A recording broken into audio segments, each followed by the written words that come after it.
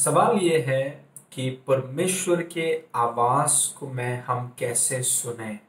बहुत अच्छा सवाल है। और जहाँ पर भी मैं जाता हूँ सेवकाई करने के लिए, बहुत लोग ये सवाल को पूछते हैं कि परमेश्वर की आवाज को हम कैसे सुने। सबसे पहली बात ध्यान रखिए कि हमारा परमेश्वर बातें करता है।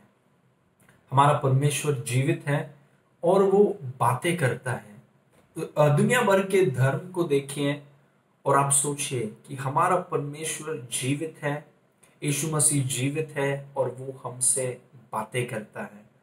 Praise God. जीवन में बहुत से निर्णय होते हैं, जैसे पढ़ाई के क्षेत्र में कि कौन सा कोर्स, कौन सा फील्ड हमें लेना चाहिए, कि कॉमर्स में जाएं, कि साइंस में जाएं, कि इंजीनियरिंग करें या एमबीबीएस करें। बहुत से सवाल होते हैं, बहुत से निर्णय हमको जीवन में करने होते हैं। काम के विषय में भी हो सकता है कि कौन से कंपनी को हम हाँ कहें, कौन से कंपनी को हम नहीं कहें। विवाह में निर्णय होता है कि किससे हम विवाह करें, किसको हाँ बोलें, किसको नहीं बोलें। घर के बारे में होता है कि घर कहाँ पर खरीदें। सेवकाई के विषय में हो सकता है कि सेवकाई, क्या प्रभु ने मुझे सेवकाई के लिए बुलाया है, कि क्या मैं बिजनेस करूं या काम करूं, क्या दूसरे जगह पर शिफ्ट हो जाऊं, कब सेवकाई शुरू करूं, बिजनेस कौन से क्षेत्र में शुरू करूं। बहुत से सवाल हैं जीवनों में, बहुत से निर्णय एक विश्वासी को करना पड़ता है और हर एक व्यक्ति को करना पड़ता है। लेकिन एक चीज मैं आपको बताऊंगा, देखिए परमेश्वर के वचन में लिखा है कि पिता परमेश्वर ने आपके जीवन के हर एक दिन को उसकी किताब में लिखकर उसे खत्म कर दिया है। Praise God. आपके जीवन को पिता परमेश्वर ने पूरा कर दिया है और उसके बाद आपको इस धरती में भेजा है ताकि जो उसने पूरा किया है उसको आप शुरू कर सकें। मतलब आपका जीवन पहले से पूरी रीति से प्लान्ड है, लेकिन हम जानते नहीं हैं कि क्या है।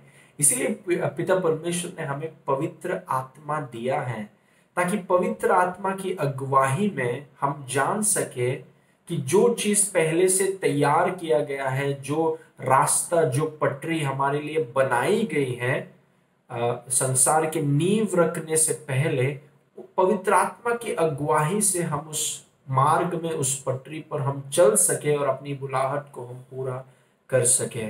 Praise God.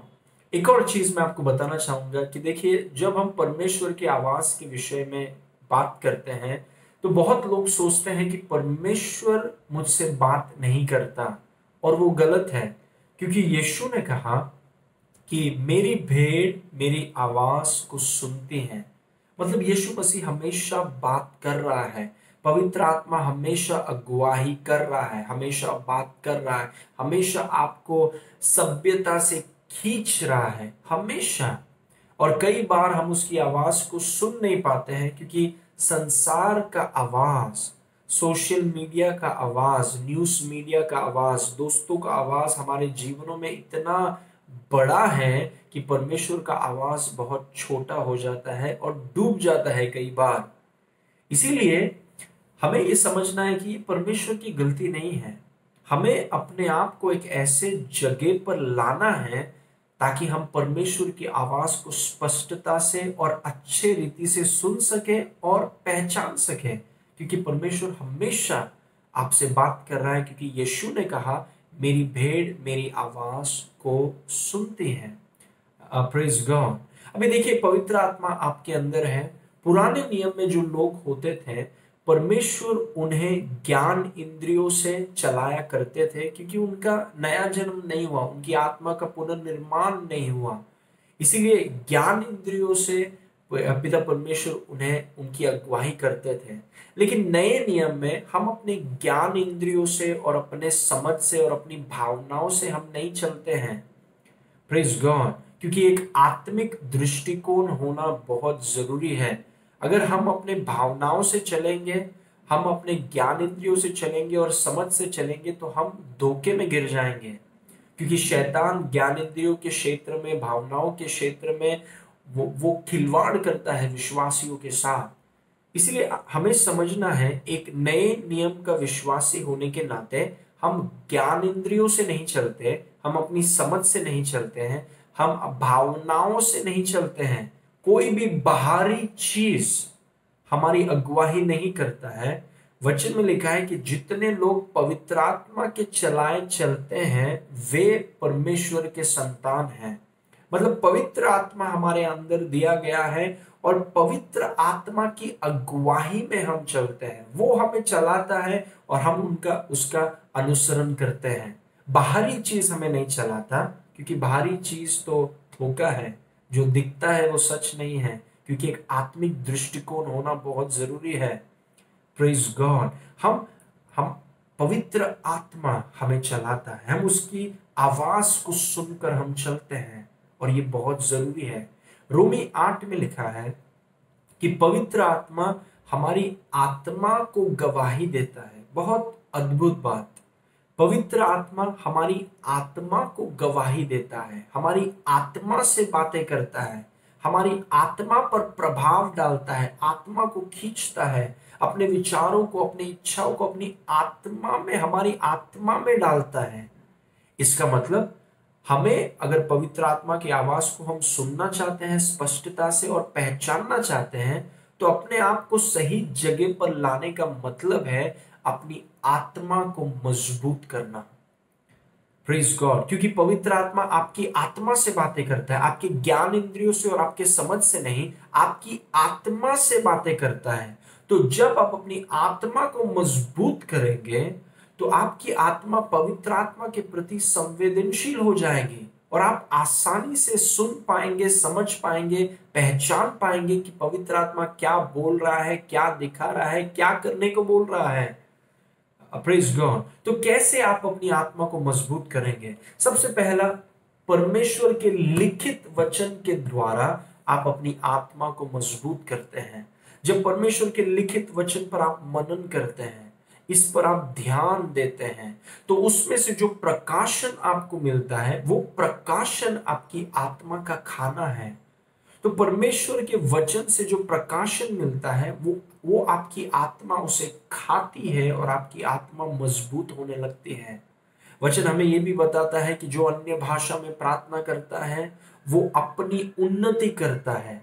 तो जब आप अन्य भाषा में प्रार्थना करते हैं आपकी आत्मा चार्ज होती है, आपकी आत्मा और मजबूत बनती है, वो बिल्ड हो जाती है। और जैसे आपकी आत्मा मजबूत होने लगती है, वो पवित्र आत्मा की आवाज को आसानी से पहचान पाती है, आसानी से सुन पाती है और वो आसानी से आपको पता चलता है कि आपको क्या करना चाहिए। और तीसरी बात, आराधना। जब हम यीशु की आराधना करते हैं, आत्मा और आत्मा के बीच में एक संपर्क होता है। Praise God.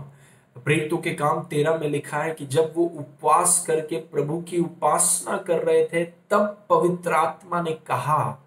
मतलब उपवास का मतलब है कि अपनी आत्मा को मजबूत करने के लिए थोड़ा और समय दीजिए। मोबाइल को साइड में रखिए, टीवी को साइड में रखिए, काम को साइड में रखिए और आपकी आत्मा को मजबूत करने के लिए थोड़ा और समय दीजिए। वो है उपवास का मतलब।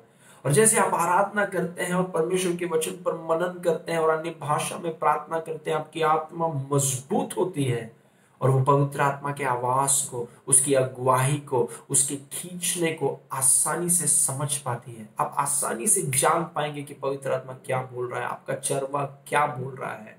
Praise God. और अंतिम बात, एक विश्वासी अकेले जीवन जी नहीं सकता। अपने आप को विश्वासियों के झुंड में और विश्वासियों के समूह में आप रखिए। अकेले विश्वासी जीवन मत जिए। जो आपकी स्थानीय कलीसिया है, उस समूह, उस झुंड में अपने आप को रखिए, क्योंकि परमेश्वर लोगों के द्वारा भी बातें करता है। परमेश्वर अपने दास दासियों के द्वारा और अपने बच्चों के द्वारा बातें करता है।